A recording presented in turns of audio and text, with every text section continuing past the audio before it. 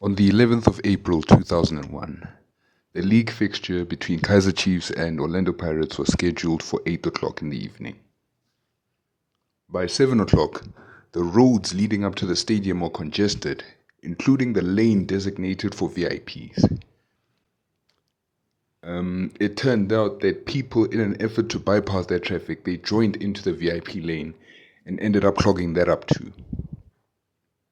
People ended up leaving the cars and they walked to the stadium, attempting to enter via the VIP gate. Due to crowd pressure at the VIP gate, the security personnel of APS decided to close it, causing traffic congestion. As I said, many cars were left abandoned, and it turned out later that this hampered EMS vehicles that were called in to assist with rescue operations. Now, as I mentioned before, the number of tickets that were printed were 62,000, and the number of tickets that were ended up being selling out were 53,576, roughly 54,000. The number of spectators who showed up to Ellis Park to watch the game was said to be in the estimate of 80,000 people. At around 7:15, the ill-advised move of telling people that tickets were sold out was made. The announcement went out that the stadium was full, tickets were sold out, and people were urged to go back home. Now, I want to divert a bit from what we're talking about right now to go into this thing.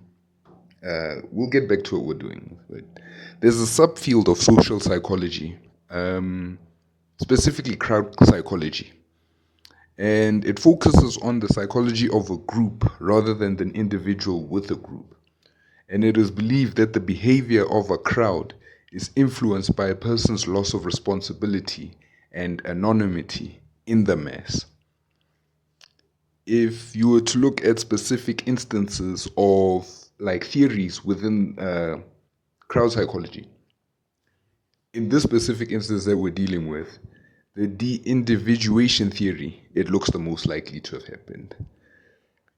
It was founded by Gustave Le Bon, and he argued essentially that crowd situations allow people to distance themselves from restraint, and it lessens their rational foresight, leading to antisocial behavior.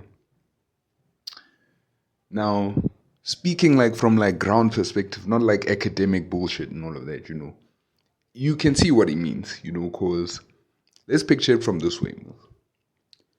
Till this day, many support this, they travel from around the country to go watch games, right? And even though the practice of selling tickets at the gates has gone it stopped completely. Can you imagine, let's say you're coming from the Cape, Northern Cape, or there, man, those guys there, just next door Namibia, man, the Northern Cape Brass, but yeah, them. You travel all the way to Joburg. Get there, think of all the logistical costs, the travel, the hours that you put into planning and making that trip. You get there, and then you hear that tickets have sold out and you're urged to go back home. That's just not gonna work, unfortunately. That is just not gonna work for a lot of people.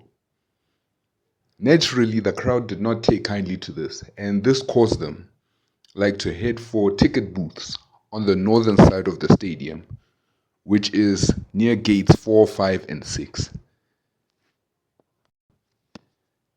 The crowd got to the gate, right? They entered and overwhelmed the security force, the security personnel guarding the perimeter fence. And once the perimeter fence and all control points were lost, it just became a matter of thousands of people flooding into the stadium. And people were unfortunately pinned or crushed in the event.